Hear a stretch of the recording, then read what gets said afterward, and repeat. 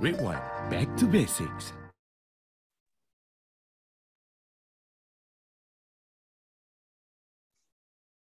Hello. Unfrozen, Renuka. The gods are kind to you. So I think you're frozen again, Karam. Oh, really lah? But it's a good smiling look lah. Okay. Yes. So welcome everyone. This is episode 27 of Top in Tech. It's the first time that I'm co-hosting with Karam, and he decided to give me multiple heart attacks today. So you can hear him and you may be wondering why he's just continuously smiling. That's because he doesn't think there's a winter coming, number one. Number two, I don't think he understands the concept of top in tech because his tech don't whack me, man. Come on, I cannot defend myself, man. Because the tech part of it is eluding him, I think. And the third thing is, thank goodness for everyone, he's smiling in this picture. So today's episode, I think, is a very interesting one. It was something that I think kind of started perhaps earlier this year in May, when Y Combinator basically published this article saying winter is coming and warning all of the startups to kind of pull up, tighten their belts and cut down costs and extend their runways. And I found that very interesting. I did some reading about it earlier today. And the goal, according to the YC founder, right, Paul Graham, is for all startups to get to what they call default alive. I found that very interesting because I hadn't actually heard that before. Yep. I'm sure many of the followers of YC will know what it is, but default alive, Karam, actually means for startups to reach a state of profitability before they run out of cash and to assess their situation. So if you don't think you can actually get to profitability before you run out of cash, you're in trouble. Understood. Very interesting. Thanks. I didn't read that. Of course, there's too much out there to read. So yeah. Very interesting indeed. Anyway, I'll hand over to you now. Yep. Because we have some amazing speakers. I can't wait to hear them. Over to you. Thank you. Okay, great. So everyone, apologize for that. It's like literally the first time it has happened. Although those of you who joined the last month's solar seminar, right, whether solar was a greenwash or it had an important role in Malaysia's energy mix. Well, ironically, Renuka, what happened was that the power went off in my neighborhood. So unbelievable, right? And we were actually supposed to have somebody from TNB be a panelist on that show. So thank goodness he wasn't, right? That was incredible. That episode was telling you, go get solar. There you go. But anyway, so I rejoined with my tablet. So that's why today my tablet is fully charged, right? Ready in case I got no power, I can use hotspot. Anyway, that technology was on standby. Now I got to obviously figure out why this my software is glitchy. But anyway, more important is my audio. And even the best news for everyone is that all the panelists are coming across clearly. Their videos are fantastic. So, and everyone's here to watch them, not me anyway. So thank goodness for that. But we've got, like Renuka said, we do have an interesting topic and we want to get to it right away. And for those of you who've been watching these shows before, the panelists will make the effort to answer your questions. So do share your questions in the chat, or if you're watching this from one of the other platforms, on Facebook or on LinkedIn, put in your questions and we'll put the questions in here for panelists to answer. And we already have some questions that you've asked beforehand, which we will strive to answer. And what's going to happen is that the three panelists are going to quickly come in and give their 3-minute opening remarks before we get into the meat of the topic, okay? And I'm going to start with Khairul first. So Khairul, one of our leading startups in the whole ecosystem and the education tech space. Okay, Renuka giving him a clap there. So Khairul, the screen is yours for the next 3 minutes. All right, thank you, Renu, and the freezing Karam as well. Luckily, I'm not freezing at the moment. My camera works. So quick introduction about myself and my company as well. So for those of you who don't know what Pandai is, it's the name of my startup. It's basically an education app that helps school students learn and improve their academic grades in school. So next slide. So this is the list of the founders of Pandai, the three of us. So I'm the handsome guy on the right, but together with me, two brilliant guys, Akmal and Suhaimi. So we've known each other for around 20 years since high school, and we started companies before since 2007, mostly in the tech and the education sectors. But Pandai is very, very new. Next slide. We started Pandai only in January 2020, roughly around 2 years ago. So it's new. But obviously we didn't expect it to grow, like this. And now we are very fortunate because throughout the pandemic, hundreds of thousands of students were able to study using Pandai. And we're very happy with the progress, but still at its infancy, a lot to learn from the other panelists as well today. So next slide. Along the way, we've gotten some help through funding, for example, through grants, both locally and internationally as well. So you can see some organization there, MIT, United Nations, and others.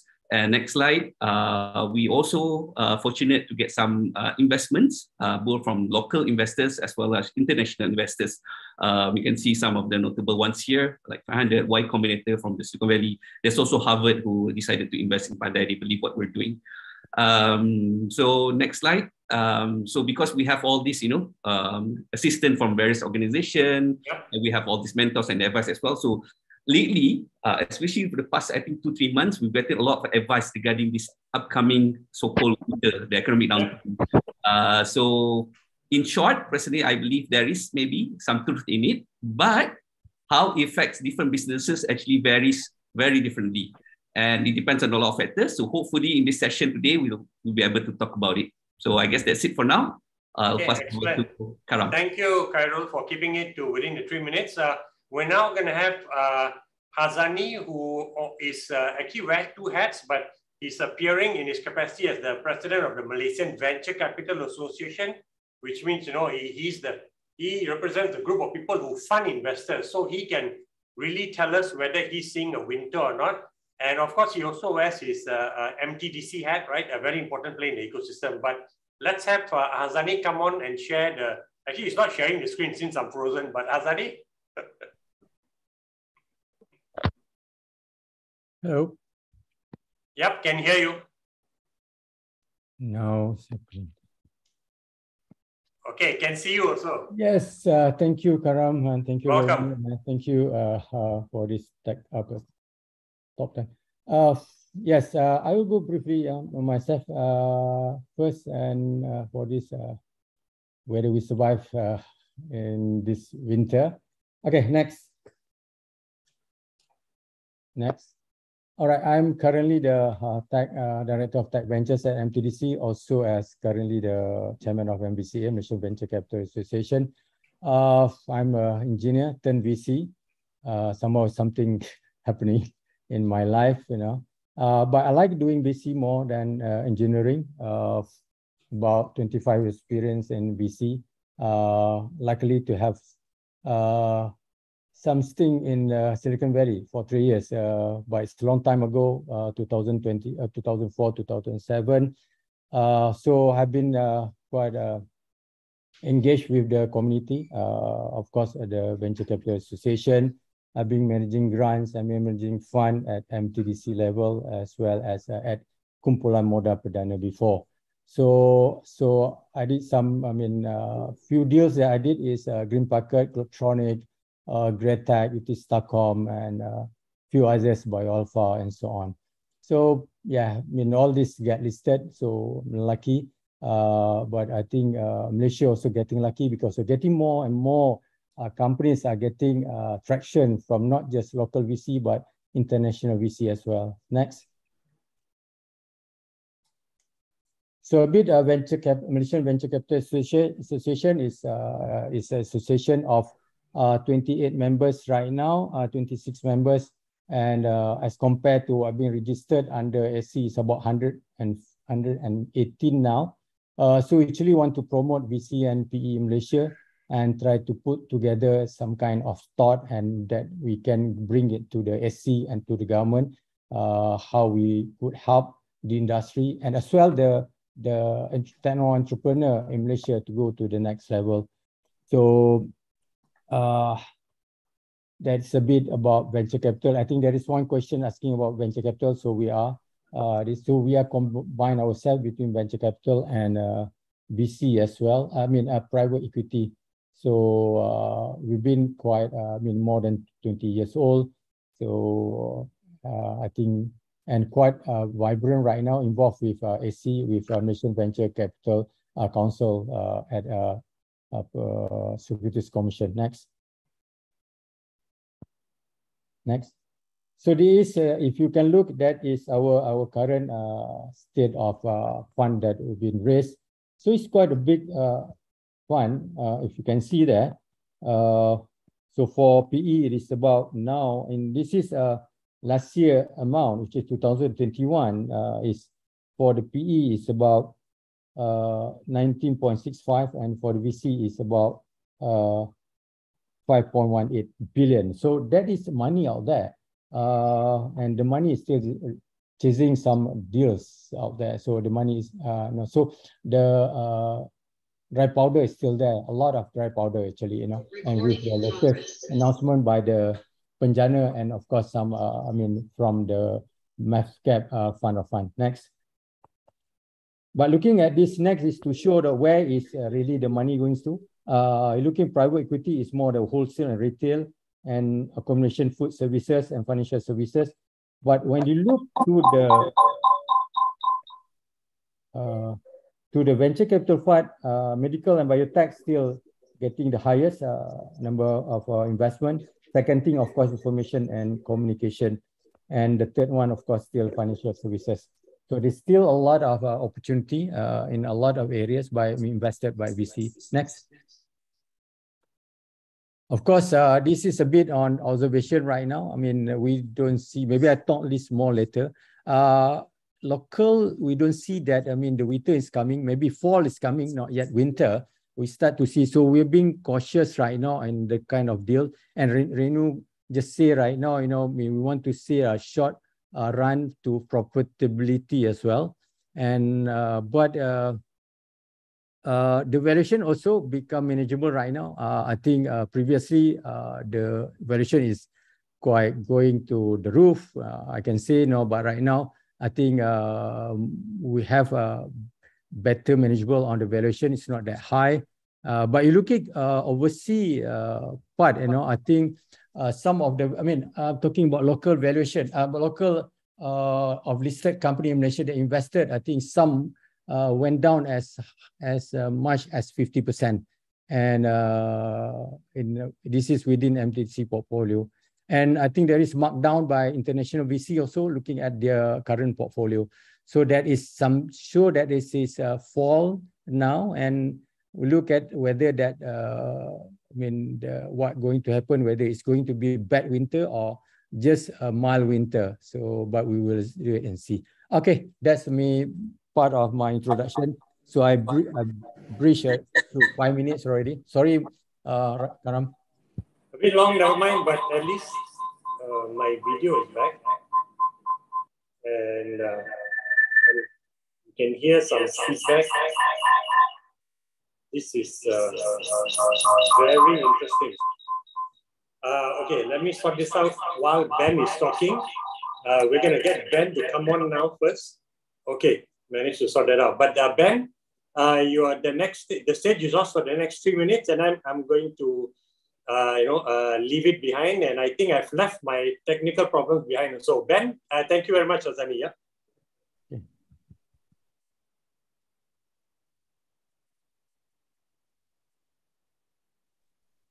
Hi, Karam. Thanks. Okay. Hi, everyone. Ben, sorry, you may want to say Sawadee because I think you are in Bangkok now, right? I actually just back yesterday. Oh, yesterday. Kun Ban, put tiny noise. So, hi everyone. I'm one of the co-founder of redONE. Basically, redONE, we have 3 co-founders, which is me, and we have my CEO, Mr. Farid, and my COO, Mr. T. Yu Yao. So basically, we are actually celebrating our year 10 this year. redONE was founded 2012. It was formerly known as redONE Mobile. Hey, sorry, Ben, I have to stop you. When you say your 10th year, somebody guarantees going to put in the comments, hey, got discount code or not, right? You better watch out for that question. Request, not request. I'm ever ready to give discount in this good 10 years celebration. So the company was called redONE Mobile 10 years ago. When I came in with the three co-founders together, we took over majority share of redONE Mobile. And eventually, we turned the company into redONE. So I count 2012 as the first year of redONE. So within these 10 years, it's a great journey. From 3,000 customers, we have grown to 1.2 million, mainly postpaid customers. And of course, this is partly because we are using Celcom network, which we have no problem on the network. So from 3,000 to 1.2 million, I believe there's a lot of question from all of you. That is an incredible growth, man. Incredible. Yeah, thanks. And of course, if you look at competing in this postpaid segment, which is mainly big boys playing field, takes a lot of guts and innovation to make things works. So probably what we have make it right is we put our business partner as the main priority. And of course, secondly, we take all our staff as shareholder of the company as well. So basically, everybody is on the same platform. They will gain more as the company grow further. So currently, we are pleased to venture out of Malaysia. So we are not just a Malaysian company now. We 100% own redONE Singapore. We actually team up with StarHub. We launched 3 years ago, just before pandemic. Still doing well, still survive. We've seen so many MVNO in Singapore actually crumble and close shop. Yeah. But we're still live and kicking. And of course, last year, we actually launched redONE Thailand. It's also 100% owned by Malaysia. Wow. So we are very proud, and we are keep expanding to ASEAN with a roadmap by 2025. We should be in 10 countries, and ultimately, we have a big plan where we want to launch a redONE ASEAN SIM that could provide 650 million population with one SIM borderless. Wow. So this is a big projects.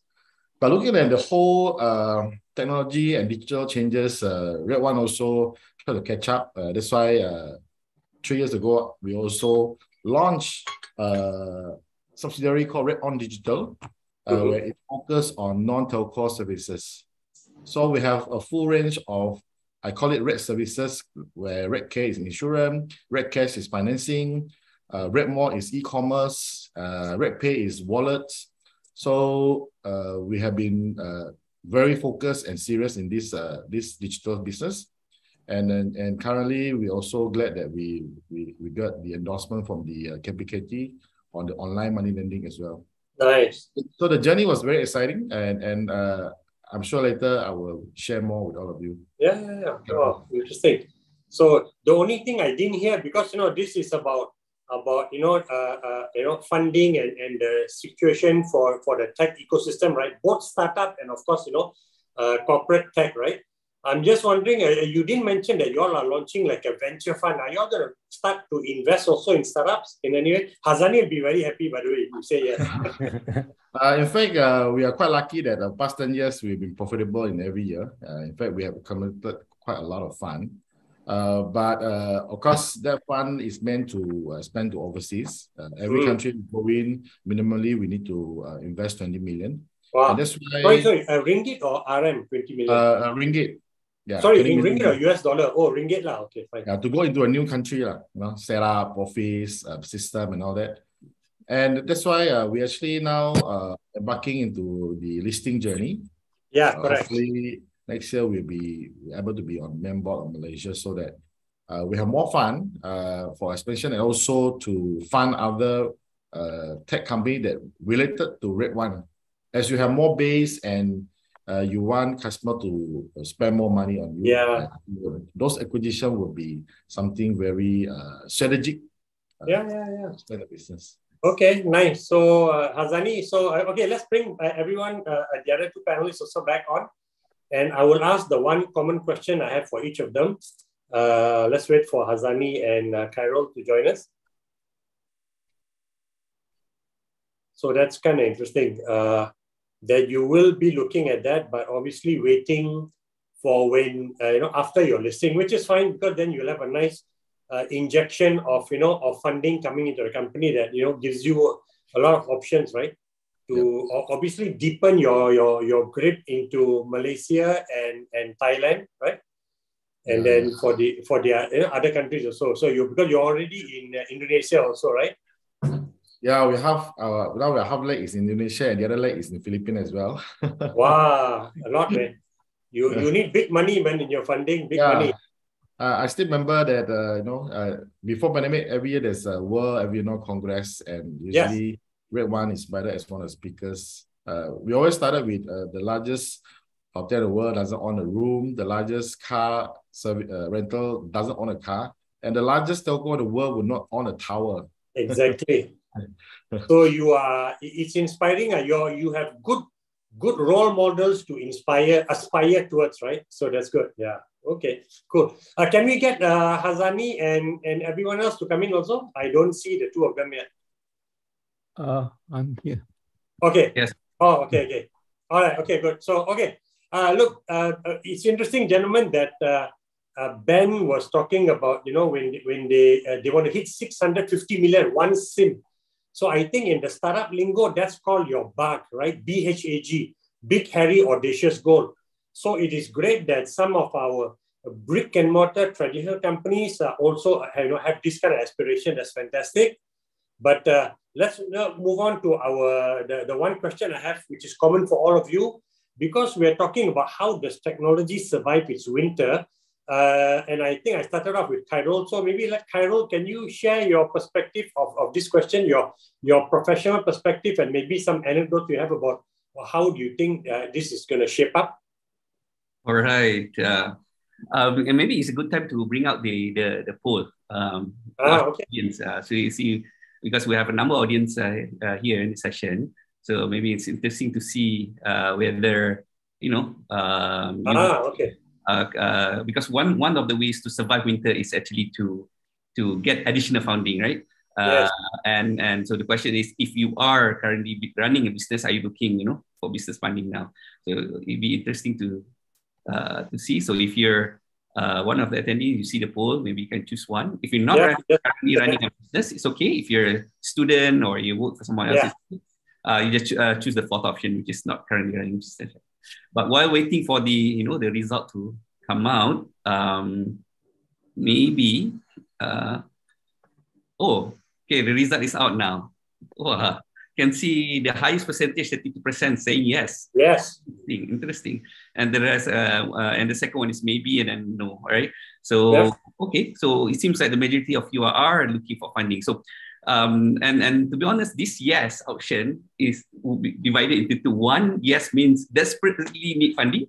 If no funding, I die. Okay. The other yes is I can still survive without funding, but it's just that it's good for me for additional growth, right? So we don't know because it's just one yes, right? But I just want to say quickly that it's hard to predict what the economy will be. But if you look at the numbers purely, things do not really look good, to be honest.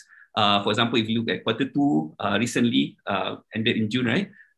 Investors have dramatically cut back the number of deals they are doing. Okay, the number of deals reduced, and then when we look further at the deals, this is at the international stage. The quantum or the amount of each of the deal on average is also less compared to the previous quarter. So it seems the investors are not as active, right? So it depends on your situation, right? How to survive this. One, if you really need money, you are burning money, and you are seriously depending on getting funding, then obviously it's a harder position. Yes. So the safer move is to plan for the worst, either to cut costs and extend runway. And because if you raise now, you'll be raising at the peak of downturn, right? And you have to manage, you have no way but to manage 4 things: spending, manage runway, manage hiring, and manage fundraising as well. So just now, I think in the beginning of the session, Renu said something about default alive.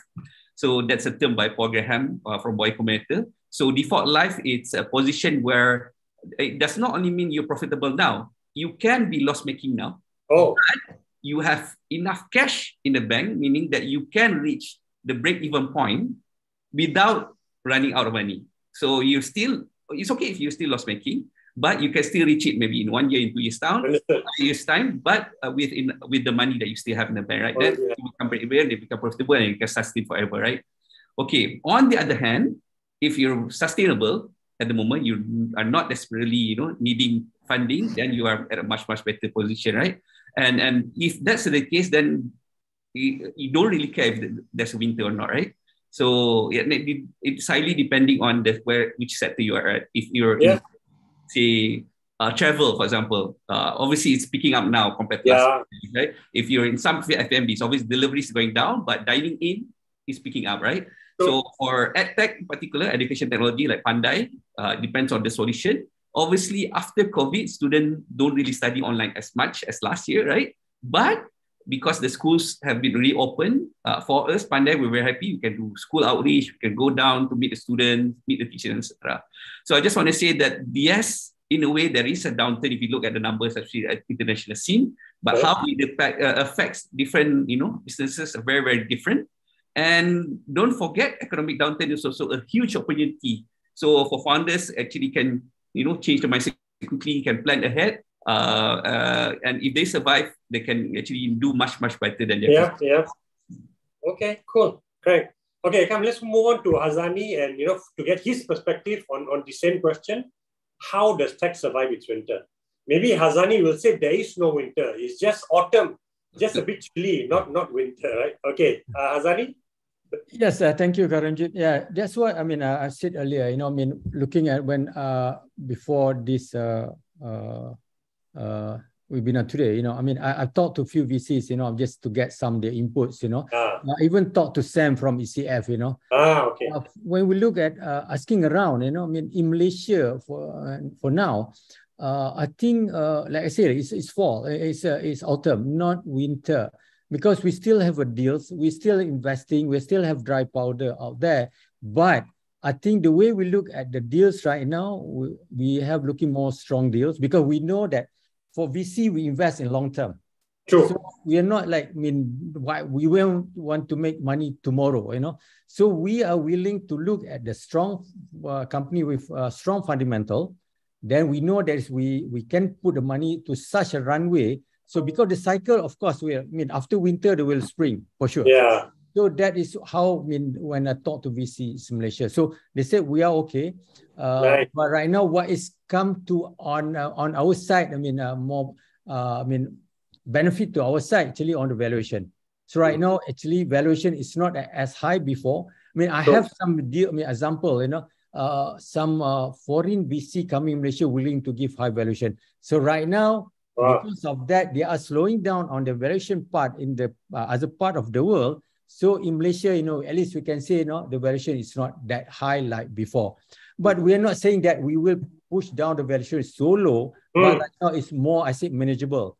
So, and the other thing what I can say is the stronger company is getting stronger. a few deals we have right now, they are getting out there, to raise more fund. I know it's big fund they are raising, a few, 3 to 4 example right now going out there raising millions of dollars. I think, before I'm not in Kasem, I know Kasem is raising money, big money.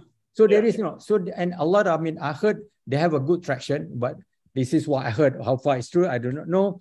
But I have also in my portfolio, they're raising, quite nearly hundreds million or so are getting good. So there is no winter as long you are strong. But for those have a weak business proposition,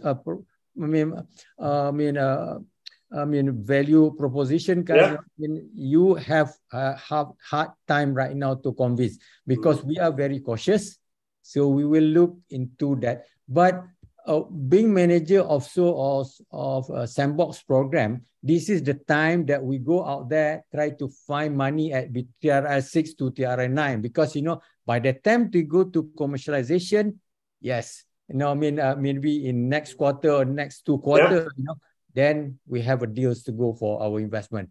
So that's basically what I want to say for venture capital. Okay. So actually, because you mentioned sandbox and you use the acronym TR6, TR9, some of the listeners will not understand. So explain the technology readiness 6 and 9 so that they get a quick TRL mean technology readiness level. So Yes. this is with TRL1 all the way to TRL9. TRL9 is already ready for commercialization. TRL6, you come up with some kind of prototype that you want to validate. That's why Sandbox program is actually to validate your technology or validate the market. So this is a program that up to 6 months. Then after that, when you go to TRL9, the VC start to come in at the for the seed and startup, So that's why I say that's it. For the next quarter, quarter after next, there is a potential that we're going to have more deal flow coming in. So just to recap quickly, so you're saying that you are seeing a healthy influx of companies wanting to join the Sandbox and National Technology Innovation Sandbox, and that's why they come in at level 6, okay? And they try to refine and make mistakes in a safe environment and strengthen their proposition so that they can hopefully come out of it ready at level 8 or closer to level 9 where you can hit commercialization and VCs are waiting to, hey, we want to partner with you, right? Yeah, you're right. So I can say we right now, in Sandbox, we have about 90 plus company already. 90, wow. 90, that's That's highest ever, man. Wow, amazing. So this is going to be, I think, going to be a good deal flow for us later. Nice. Oh, good to know. I didn't know that. Excellent. Okay, that's really good piece of news there. So come, let's bring Ben in for his quick take on, how does he or redONE think tech can survive its winter, and whether he even agrees there is a winter. Ben? Actually, being an entrepreneur for the past 23 years. Actually, I'm a town planner by profession, but this technology business. I think the path of 4 seasons is always in front of everyone. You wake up, you open this window, is a spring, you open the other one, is the autumn. End of the day, it's a choice of what is more practical. When I took over redONE, it's basically a winter. The company was 3 years running previously by the owner, not going anywhere. It's truly a winter, and even when I took over the company, everyone said, "Are you sure? Are you going to put your money into this bucket and get killed?"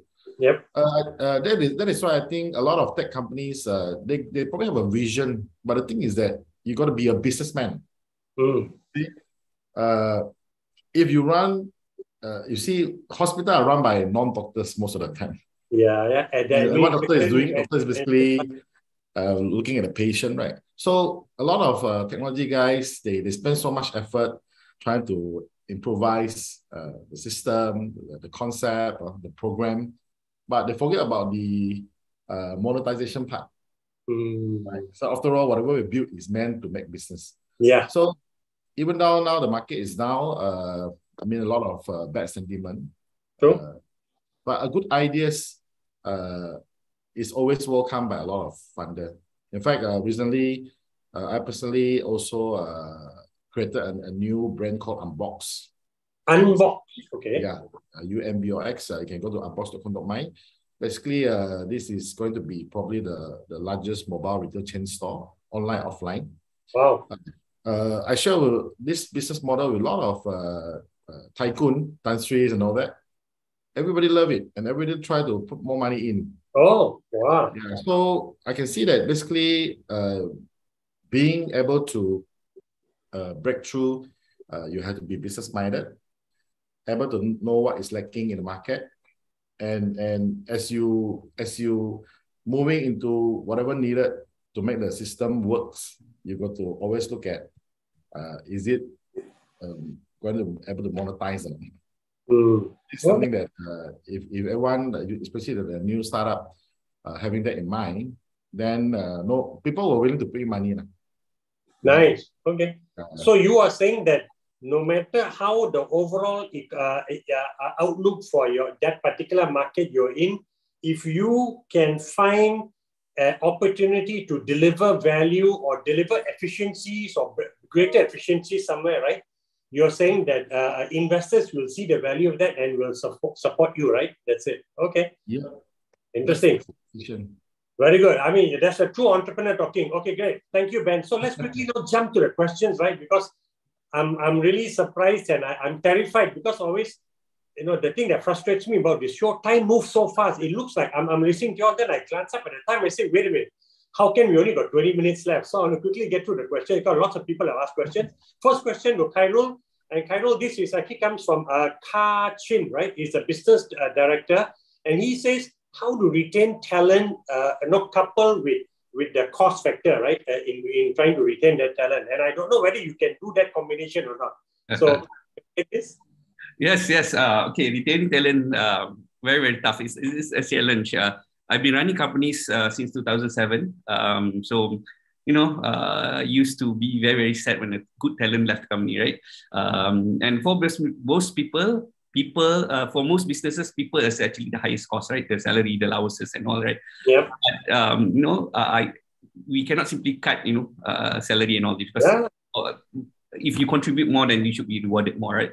But fortunately, this kind of reward or does not only mean in terms of money only, because if it's just based on money, we can never compete, right? Like if it's staff, want to work at the Australian company or European company, they pay in dollar or euro, pay in ringgit, you can never win, right? So that's why I believe it's important to have other type of benefits. This is common, right? To have other types of money. For example, in Pandai, we're a small company, right? Not like Ben 10 years already, right?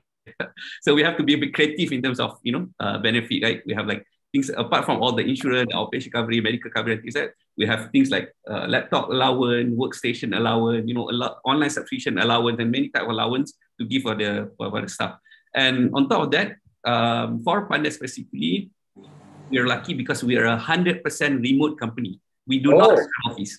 So we don't have an office. So we have staff all over the country. Kulim, Johor Bahru, Kuala Terengganu, not only KL, everywhere. We have like 10 people in Sabah, Sarawak. We have staff from all over the world as well, from Indonesia, from India, from Bangladesh, from in the US, in South Korea and all that. They are working in their homes or I don't know where. We have like maybe 10 people in various places of Indonesia as well. So we allow them to work remotely. And because we do that, we can get staff who actually value this flexibility, right? And number two, I think, people have different hierarchy of priorities and preferences as well. The Maslow hierarchy of needs, right? Obviously, people need to cover the basic needs for the home, food and all that. But right after that, it always comes to psychological needs already. Things like belongingness, relationship. People value sense of achievement. There's satisfaction, all this. So that's why it's very, very important to build culture. And coincidentally, for Pandai, we do not have an office, right? But next month, we will have one in Bangsa South. We're still operating 100% remotely. So it's just a nest. It's just a center that we can build our culture at. But startup culture is not about, ping pong table or, bean bags or those kind of things. The culture is how we work together. So it's very important to get the staff on the same page, that they feel they're on a mission, they are value members of the organization. And this actually responsibility, I personally feel is on the CEO, actually, to build the team, right? So the staff have to feel that they have a chance to develop themselves as well. So in short, retaining talent is very, very hard. It's an important, part of building company. But I believe it's important. First part, you build product and services, and then quickly you have to build the team. You have the ability to convince others to join you. Right? So very good question. I hope I somewhat answers that. No, it's very interesting. And I think the fact that you're going to open a physical office next month, which is actually like less than 10 days away, make sure you've got awesome teh tarik and coffee in the morning, right? And switching between nasi lemak, roti canai, chapati, don't forget, and then char kway teow for breakfast. Then you get people who come to office. Okay, I hope my staff is not watching this now. Okay, cool. All right, so let me go to Hazani now quickly for a question. Hazani, so this is about... Maybe I just want to add on the talent part. Yes. Okay. Because we invest mainly in more deep tech kind of company. We see there is a lot of issue on this talent. It's not easy to not just retain talent, to find talent. I can share with you, that there is one US-based company starting office in Penang, offering this is for fresh grad, 4,500 for fresh grad. That is not the kicker. The kicker is they give you 4 months sign up bonus. So how you want to compete, So this is the thing that So for me, so when for our company, you know what we said at first, of course, we structure, I mean, ESOP, you know, ESOP, certain people call ESOP program that you can divest within 4 years. So you come in, you show your performance, you know, in 4 years you get some kind of So that's another thing is, you know, you provide psychological safety for employees. You know, so they feel that they want to work for you with same purpose. A lot of, I mean, actually millennials right now, they say, hey, I work here for something, you know, just for money, you know. So if you can create such an environment that meet that their needs and they understand, share the purpose of the company and their purpose, I think there's something where you want to go. You want to compete on that monetary part is going to be tough. Okay. So I think So I guess Pandai has a good hook then.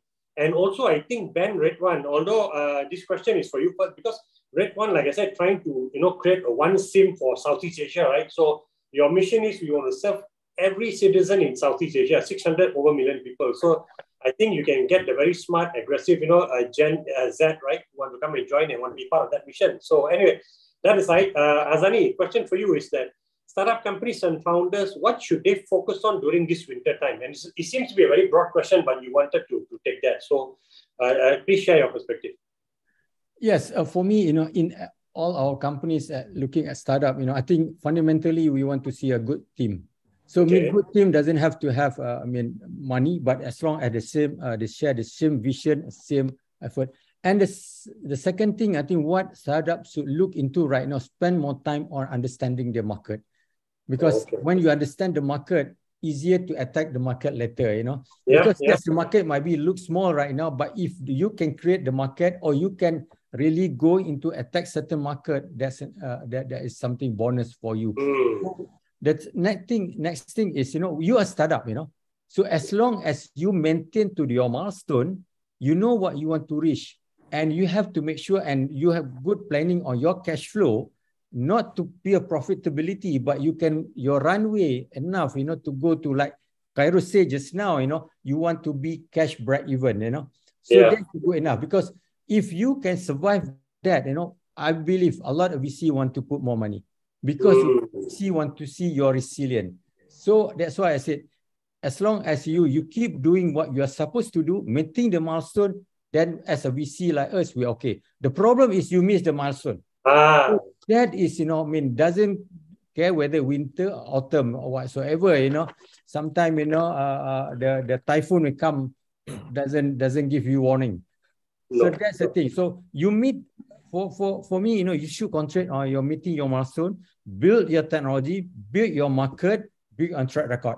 So, and at the same time, try to have more networks out there, try to understand. So this doesn't require fund, True. money, So that is what my thought on that, Karam.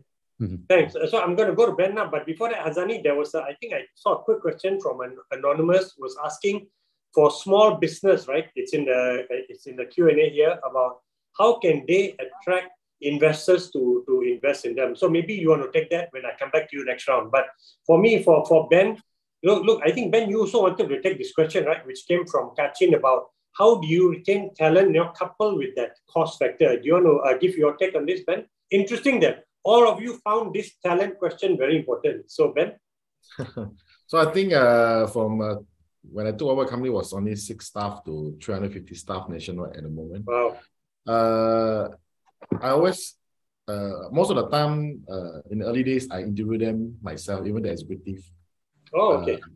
I think to try to retain a talent, I think they must enter the company with a very clear understanding of the mission of the company, and they have to feel excited about it, so that they will continue to want to see this thing happen and they're part of this team. So sometimes my interview could take a while. So if I were to interview a salesperson, I could even open up my Excel and show them their income level and all that. But what we actually did, one thing correctly is from the first day we run this company, we actually set aside a 0.5 of revenue to be shared among all the operational staff. Oh, operational staff. Wow, so, interesting. So like example, last year our revenue was 500 over million. Yep. So 0.5 is about 2.5 million. Okay. So this 200,000 is being shared by all the non-sales staff, and what they actually enjoy is that every month when they open up the pay slip, right? Of course now it's by email, no more. Yeah. They actually doesn't know exactly what is their income. Wow. Because it will depend on the collection of the month, especially like 2020 during the pandemic year, April, actually the whole country is closed down. Yeah, true. But that was the highest ever collection I ever made in my 10-year history. Wow. Yeah, because people are paying extra to make sure that their line will never get cut, right? And that month, my stock, boss, why this month my railroad sharing is so high? I say, yeah, everybody paying more, So we actually put everybody to understand that you are part of the business. You're not just coming in to handle operation, IT, and all that. Whatever you do, end of the day, it will trigger and whether you're helping the company more money or probably you're making the company lose more money. Yeah. So that is because the whole ship is going towards making more money, right? Yeah. So we reward them, we make them feel they are part of this process, and so they will appreciate it. Fantastic, man. So that was when you said 2.5%, right? You said from day one, you all decided to allocate that amount. It's 0.5%. 0.5%, but it was 250,000, or is it 2.5 million? Because your revenue. Now my revenue is about 500 million, so it's about 2.5 million a year. In the year, wow, that's incredible. Yeah. And that already equivalent to many months of bonus. Yeah. So even if that particular year I didn't pay bonus, they already get bonus each month. Yeah. No, I'm very confused now, Ben. I don't know whether I should join your Pros DNA and join you or join the Penang company that Hazani talked about. I just dye my beard black and go and join them, right? Get 5 month bonus, man. Crazy. Okay, come, let's move on to the, let me just go back now to Khairul, right? Khairul? So I've got a question for you, which is that in order for your business to survive, you're probably going to need funding. But somebody is not comfortable having investors in the company. So how should they worry about this conundrum then? All right, this is very good question. This is actually lately I've gotten this question for a number of people already. Oh, okay. Especially for new entrepreneurs, because they want to start a company, got no money, so what to do? Okay, get funding. But they're thinking, crazy, if we do well, then the investors will enjoy the profit. If we don't do well, then we have to pay back to the investors. Conundrum, right? So I've run business since 2007, and my first business together with my friends, we did the hard way. Meaning we roll our profit, and then we hired the first staff, I think second, third year, and then grew organically to hundreds of staff, right? But until today, we own 100% of the entity. So it's a stupid way, or people call it bootstrapping, meaning you use your own money, right, without investors. And with Pandai, which is new, started 2 years ago, we went the venture back way, meaning we get investors outside and then grow very fast and all this. So to answer the question, I think before that, quickly, there's also other instruments apart from giving equity. There's also loan, credit facility, and all this. Obviously, you have to have a good track record. And I think the ones asking this might not have, that the ability to make loans. So if you're talking about giving equity to get other people to own your share, outsiders to own your share, I think two things. One, depends on the type of company you want to be. If you're okay with where you are at now, you have number of outlets, you don't need to capture the market fast and all this, then maybe you don't have to get external funding, right? But if you want to capture the market fast, you really want to be the first mover, right? Get the first mover advantage, want to kill off competitors, want to tap out all the market, right? Yeah. For example, if you're in tech, right? Or you want to have grow to thousands of outlets or multiple markets, right? Then maybe you need other funding, because you wait for your profit, then it'll be very, very slow, right? True. More importantly, it depends on us, the founders ourselves, because they are different type of investors. Like we are lucky because we have VCs from all parts of the world. We also have angel investors from New York, from India, from Australia, and all this. And we've seen that they are very, very different. There are those who don't care. They put the money, and then, okay lah, you grow for 5-7 years. we don't want to see you. Yeah. Also, those who want, periodic updates every quarter. There are those who want to talk to you every month. There are those who want to meddle with your bina, come to meeting, decide everything. There are those that request board seat, meaning they want to be the director of your company. So you are director, they also want to become a director when they invest, right? So there are different type of investors. So when you give up equity, they have some control. But the prolific investors usually do not take a last percentage. They usually take less than 20% because they know if they take so much, you will become demotivated. You don't want to run company anymore because the investor own like 80-90% of your company, right? Usually the VC will take less than 20%, usually single digit percentage, maybe 5 to 10%, for example. But you have to be comfortable with having them. But having said that, there are also founders who actually need that, the sounding board, to get advice from, for check and balance, when they get the advice from the investors as well. So it's something that we have to decide ourselves, what kind of relationship we want. And some say investors like getting married. You get attached to, this outsider for 5, 7, 9 years, right? So first decide on your own whether it's a relationship you want, and then decide which type of investors you want. You can ask them, look at their previous, portfolio, how this investor actually interact with the startup and all this. But normally, obviously, the VC wants you to do well, so it's in their best interest when you can perform well, right? So find the best investors and that you're comfortable with. Okay. I guess that's it. That's very important advice coming from you. You've already been seasoned in the game, right? You said started a company, traditional bootstrap, no funding from anyone. And then you went this way, and you can see the fast track, right? Much faster growth. But there's pros and cons. But I'm being asked to bring Renuka back yet, but not yet. I'm just going to do one quick question, and I'm going to ask Ben. Ben, by the way, somebody's asking, they cannot find you on LinkedIn. So please share with the person how they can contact you.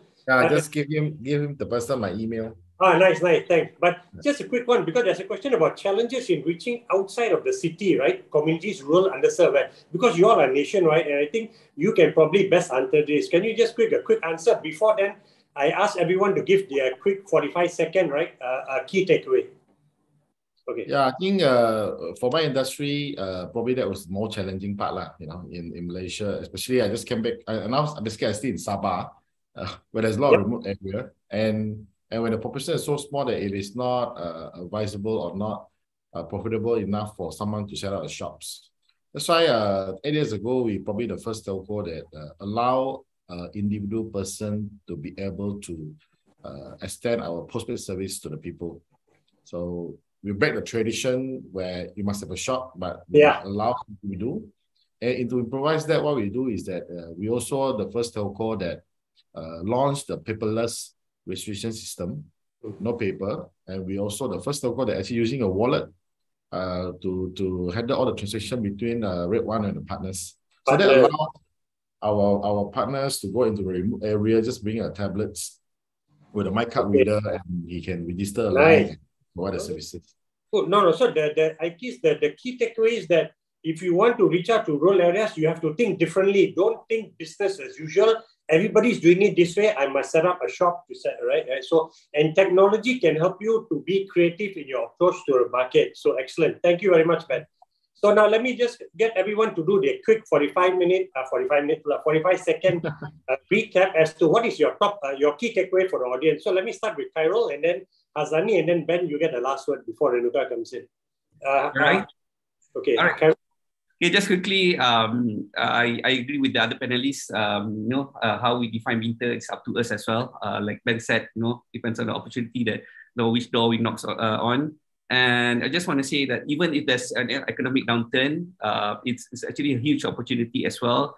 Like Hazani said, the ones who are actually performing well can actually rise above the winter and go into spring and then become a champion, right? Whereas their competitors actually die during winter, right? So make sure we plan ahead as founders, make sure our company survive and do whatever it takes to survive the period, and then hopefully we emerge as winners at the other side. So I guess that's it. Just want to, I think we have good examples like redONE, champion from Malaysia that goes regionally as well. So there are others outside there that shows that Malaysia boleh. So hopefully I wish you all the best. That's it for me. Thank you, thank you. Okay, Hazani.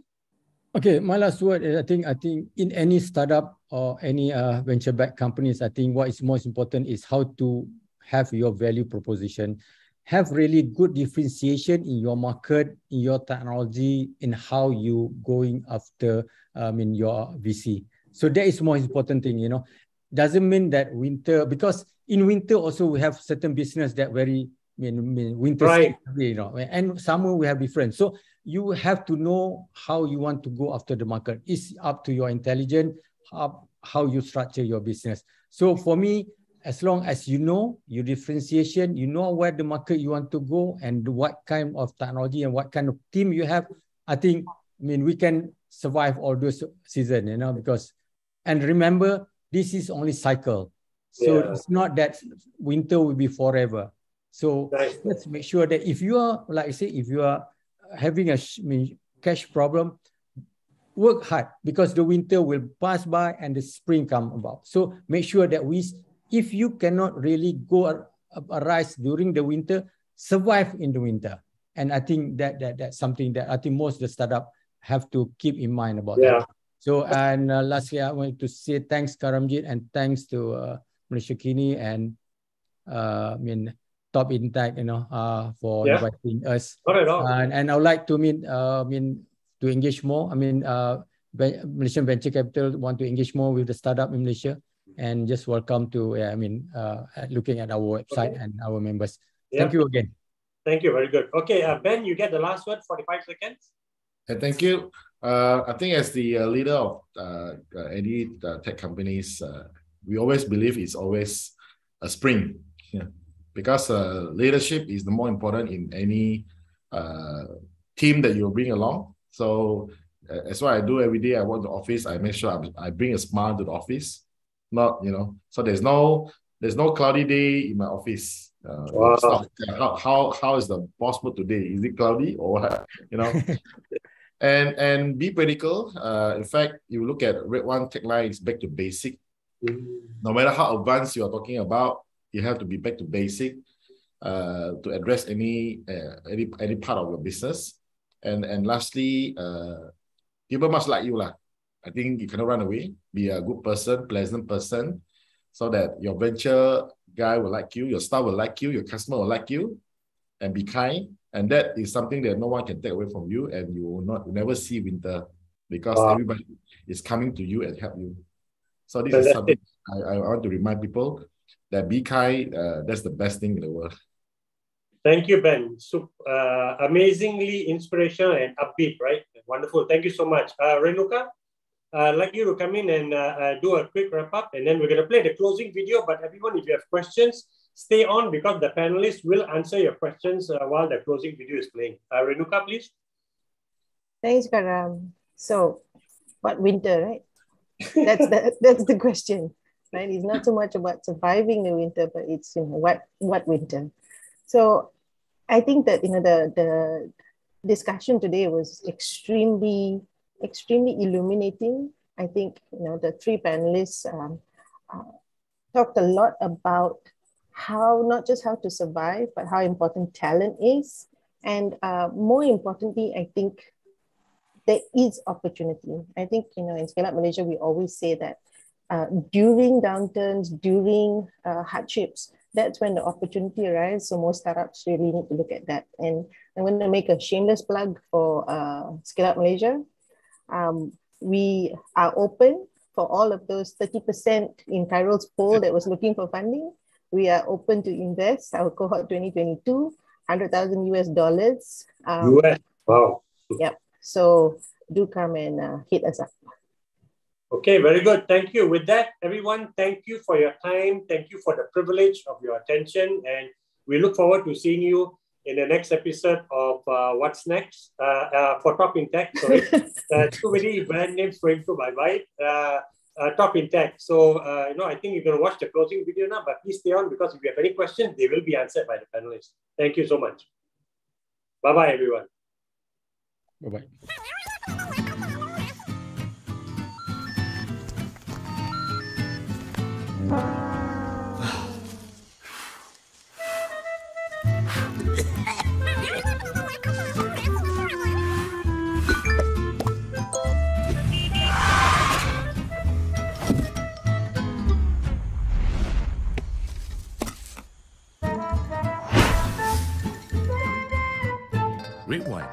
to basics.